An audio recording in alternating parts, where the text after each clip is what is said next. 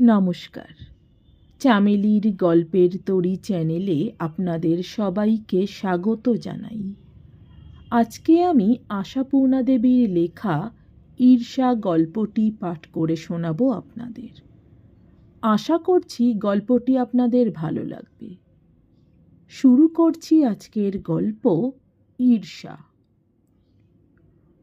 সুজাতার ঘরের বড় আয়নার সামনে দাঁড়িয়ে সুমন্ত একটা ছোট্ট চিরুনি দিয়ে জোরে চুল আঁচড়াচ্ছিল, অথবা বলা যায় আঁচড়েই চলছিল, কারণ তার মাথায় চুলের যা চাপ তাতে দাঁত বসাবার মতো দাঁত ওই ক্ষুদে চিরুনিটার নেই। গায়ে হাত বুলোনোর মতো ভেসে যাচ্ছিল সুমন্তর প্রবল চেষ্টাতেও। সুজাতা মোমবাতি নিতে ঘরে ঢুকে ছেলের দিকে তাকিয়ে বলে উঠল, ওটা কি হচ্ছে? চিরুনিটা ভেঙে যাবে যে। তোর চুলে ওই চিরুনি? সুমন্ত একইভাবে হাত চালাতে চালাতে অগ্রাহ্যের গলায় বলল, তোমার চিরুনি নেওয়া হয়নি। সুজাতা ভুরু কুঁচকে বলল, চমৎকার, খুব ম্যানার্স শেখা হচ্ছে।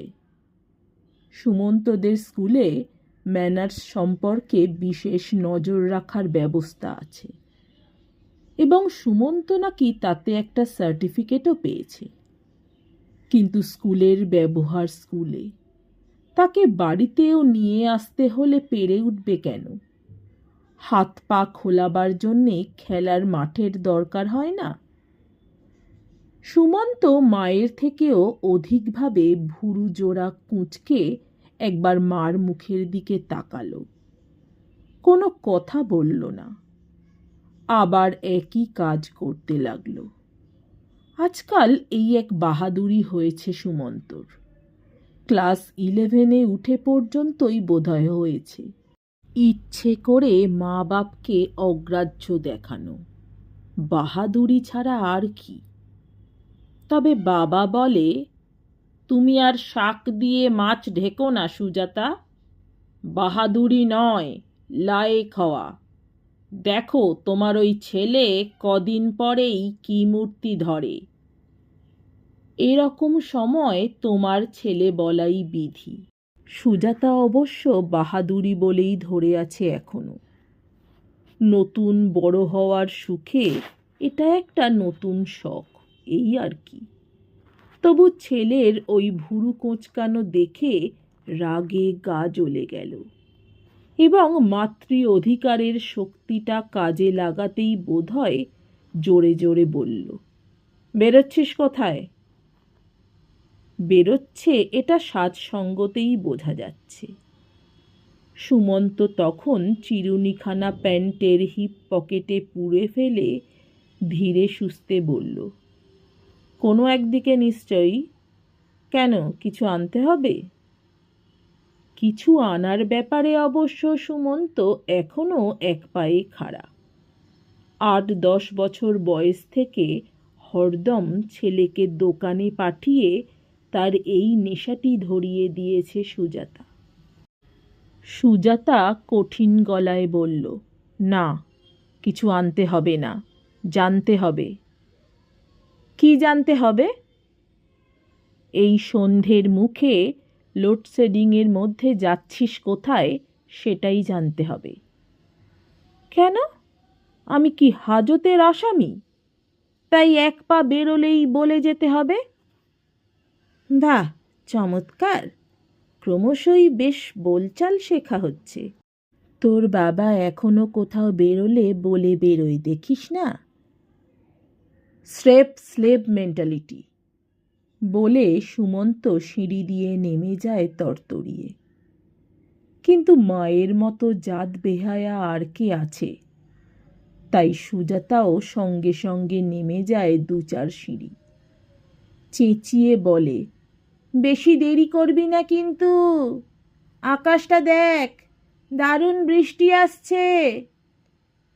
কথার জবাব অবশ্য পায় না সুজাতা। ঘুরে এসে রাস্তার দিকের বারান্দাটায় সুজাতা দাঁড়ায়। তরতরিয়ে হেঁটে যাচ্ছে সুমন্ত। নেহাত ছেলে বলেই বুঝতে পারছে, নইলে দেখার কথা নয়। সত্যি আকাশ কালো মেঘে ঢেকে গেছে। তার সঙ্গে চন্দ্র সূর্যের অমোঘ নিয়মের মতো লোডশেডিংয়ের অবদান তো আছেই। তবু হাঁটার ওই পরিচিত ভঙ্গিটা থেকেই হঠাৎ আবিষ্কার করে বসে সুজাতা। ওর গতিভঙ্গিটা ঠিক ওর বাপের মতো, গঠনভঙ্গিও। এই বয়সেই বাপের মতো লম্বা হয়ে উঠেছে, অর্থাৎ পুরো দৈর্ঘ্যটাই এসে গেছে ওর এখনই। এই তো কটা মাস হলো ক্লাস 9 পার করেছে। বড় তাড়াতাড়ি বড় হয়ে গেল ছেলেটা। ঘরে চলে এসে জানলা টানলাগুলো বন্ধ করতে করতে ভাবল সুজাতা, বাপের মতো আকৃতি পাচ্ছে, কই প্রকৃতিটা তো পাচ্ছে না। শ্রীমন্তর মধ্যে কত শান্ত, সভ্য, নির্বিরোধী ভাব। কাউকে উঁচু কথাটি বলতে জানে না। এই তো নতুন বাহাদুরিতে ছেলে তো শুধু মাকে কেন, বাপকেও ডোন্ট কেয়ার ভাব দেখিয়ে মজা পায়। সুজাতার ভয় হয়, ফট করে না ধাড়ি ছেলের গালে একটা চর কষিয়ে দেয় শ্রীমন্ত। কিন্তু তেমন ভয়ঙ্কর ঘটনা ঘটে না।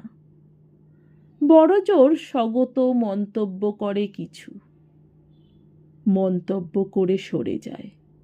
ভালো ভালো, শিক্ষা দীক্ষা ভালোই হচ্ছে, ইংলিশ মিডিয়াম স্কুল তো। এই ব্যঙ্গটুকু অবশ্য সুজাতার উদ্দেশ্যে। 4 বছর বয়সে ছেলেকে পাড়ার স্কুলে ভর্তি করে দিয়েছিল শ্রীমন্ত, যে স্কুলে নিজে পড়ে বড় হয়েছে। তখন তো শ্রীমন্তর মা দিব্যি ডাঁটো। পাড়ার স্কুল বলে সুজাতা একটু খুঁতখুঁত করায় সতেজে বলেছিলেন, কেন, ওই পাড়ার স্কুলে পড়ে কি মন্তু আমার অমানুষ হয়েছে? তোমার ছেলে যদি আমার ছেলের মতো হয় তাহলেই বলতে যেও বাছা।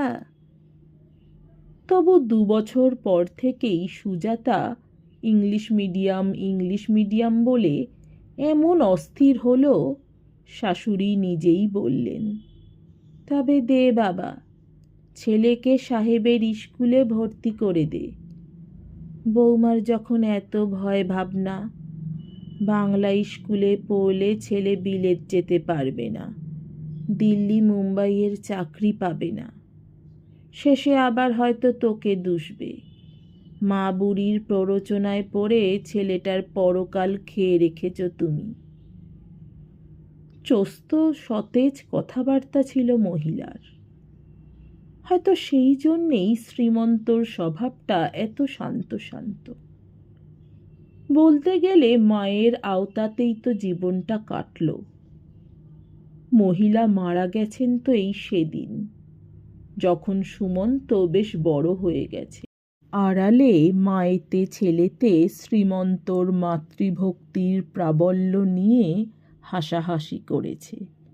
সুজাতা বলতো, ঠাকুমা বলেছেন, ও বাবা, মাতৃভক্ত বিদ্যাসাগর ওর আর নড়চড় করতে পারেন? সুমন্ত হাসত হি হি করে। আবার মায়ের অসুখের সময় শ্রীমন্তর অস্থিরতা দেখে চিন্তাও প্রকাশ করেছে।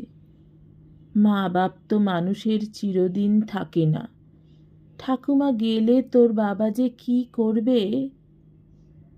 কিন্তু আশ্চর্য, মায়ের মৃত্যুর পর কোনো অধীরতা দেখা গেল না শ্রীমন্তর মধ্যে, বরং আরো বেশি শান্ত হয়ে গেল। পরিবর্তনের মধ্যে 7 জন্মে পুজো পাঠ সন্ধ্যা গায়ত্রীর দিক দিয়ে যেত না, সেটাই হয়েছে। অবশ্য মায়ের ঠাকুর ঘরের দুর্দশা দেখতে পারবে না বলেই। অশৌচান্তর পর থেকেই শ্রীমন্ত সকাল সন্ধে দুবেলা মায়েরই পুরনো একখানা গরদের থান জড়িয়ে উঠে যায় 3 তলায় মায়ের ঠাকুর ঘরে। কি করে না করে সুজাতা দেখতে যায় না, তবে সকালে পুজো করে নেমে আসা শাশুড়ির কপালে যেমন ছোট্ট একটি চন্দনের টিপ দেখতে পেত, তেমনি ছোট্ট একটি টিপ শ্রীমন্তর কপালেও দেখতে পায়। ভাত খেতে বসেও রয়ে যায় সেটা, অফিস যাবার সময় মুছে ফেলে। সুমন্ত এক দিন হেসে হেসে বলে, বাবা নির্ঘাত একদিন বোস্টম হয়ে যাবে মা, দেখো তুমি। সুজাতা তো ছেলের কথায় সায় দেবেই। ছেলেকে নিজের পক্ষে না রাখতে পারলে পৃষ্ঠবল কোথায়? শ্রীমন্তকে তো কোনোদিনই ঠিক নিজ পক্ষ করে তুলতে পারেনি। মরে গিয়েও যেন ছেলের জীবনের বেশ খানিকটা নিজের দখলে রেখে দিয়েছেন সেই পরলোকগতা। অথচ কি বুদ্ধিশুদ্ধিহীন গ্রাম্য মহিলাই ছিলেন। আশ্চর্য লাগে, শ্রীমন্তকে তো বুড়ো বয়স পর্যন্ত বকে ধুরধুরি নেড়ে দিতেন। এটি তারই ভাষা। পান থেকে চুন খসলে রক্ষে রাখতেন না।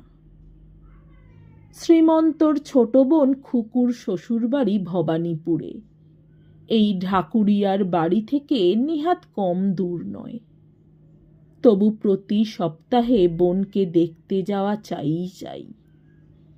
কোনো কারণে একটা সপ্তাহ বাদ গেলেই মহিলা অনায়াসে বলতেন, তোর যে একটা বাপ মরা ছোট বোন আছে, সেটা বোধহয় এবার ভুলতে চেষ্টা করছিস মন্তা। আর আশ্চর্য, শ্রীমন্ত রেগে দু কথা শুনিয়ে দেওয়ার বদলে পরদিনই বোনের প্রিয় খাদ্য গড়িয়াহাটার দোকানের ডালমুট, আমসত্ত্ব, সোনপাপড়ি নিয়ে ছুটত তার কাছে। মাতৃভক্তির পরাকাষ্ঠাতেই বোধহয় এখনো হপ্তায় হপ্তায় খুকুর বাড়ি যাওয়াটি অব্যাহতই আছে। আজই তো যাবার সময় বলে গেছে, খুব সম্ভব খুকুর বাড়ি হয়ে আসব, দেরি হলে ভেবো না। সুজাতা বলে ফেলেছিল, এই তো গেলে সেদিন। শ্রীমন্ত কিছু বলেনি, জুতোর ফিতে বেঁধে হাত ধুয়ে চলে গিয়েছে। তা বলে সুজাতার ছেলের মতো ভুরুও কোঁচকায়নি। দেরি হলে ভাবতে বারণ করেছিল শ্রীমন্ত, তবে দেরি করল না, এসেই গেল ঠিক সময়ে।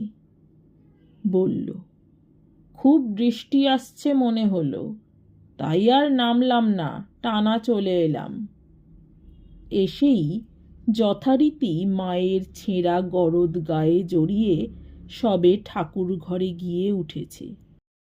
আর তখনই নেমে এলো সেই বৃষ্টি, যে নাকি এতক্ষণ নামবো করে ভয়ে বাড়াচ্ছিল। কিন্তু ভয়ের কি থাকতো যদি সুমন্ত বাড়ি থাকতো? বাড়ির লোকেরা যদি বাইরে না থাকে, বেদম বৃষ্টির মতো মজার কি আছে? কিন্তু এখন বাড়ির আসল লোকটাই তো বাইরে। এখন ক্রমশ যত বাজ বিদ্যুৎ আর মেঘের দাপট বাড়ছে, ততই সুজাতার প্রাণের মধ্যে হুহু করছে, আর আপন মনে ছেলের উদ্দেশ্যে বলে চলেছে, পাজি হতভাগা ছেলে, হেত করে বললাম, শোনা হলো না কথা। কোথায় গিয়ে পড়েছিস, কিভাবে ভিজে ঢোল হয়ে ফিরবি ভগবান জানেন। দেখতেই লম্বা হয়েছে, আর মনে করছে মস্ত লায়েক হয়েছি। আসলে তো পটকা, সে হুঁশ আছে? এক্ষুনি কাঁচতে শুরু করবি। আপন মনে অনুপস্থিত ছেলেকে কাঠগোড়ায় দাঁড় করিয়ে বকেই চলে সুজাতা। সামনাসামনি তো একটা কথা বলার সাহস নেই। বৃষ্টি কমবার নাম নেই, বরং বাজ বিদ্যুতের সমারোহ বাড়ছে। আশ্চর্য, শ্রীমন্ত দিব্যি নিশ্চিন্ত মনে টঙে চড়ে বসে আছে। একবার বুক দুরদুর করছে না কোথায় কি ঘটছে ভেবে। সুজাতার তো মনে হচ্ছে এটা প্রলয়ের সূচনা। ভাবল ছুটে ঠাকুর ঘরে উঠে গিয়ে বলে, তুমি কি মানুষ না পাথর? যেতে হলো না। যথা সময়েই নেমে এলো শ্রীমন্ত। থান গরদ ছেড়ে সুতি ধুতি পরে চায়ের টেবিলে এসে বলল, বাবু বুঝি এখনো ফেরেননি? সুজাতা ক্ষুব্ধ উত্তেজিত গলায় বলে ওঠে, দেখো না, এত করে বললাম ভীষণ মেঘ করেছে, দেরি করিসনি, তবু এইটুকু ছেলে এত কিসের আড্ডা? তুমিও তো কিছু বলো না। মায়ের শত কথায় কাজ হয় না, বাপ একটা ধমক দিলে কাজ হয়। ধমক? শ্রীমন্ত চায়ের কাপটাই কপালে ঠেকিয়ে নমস্কারের ভঙ্গি করে বলে, তোমার ওই হিরো ছেলেকে আমি দেব ধমক?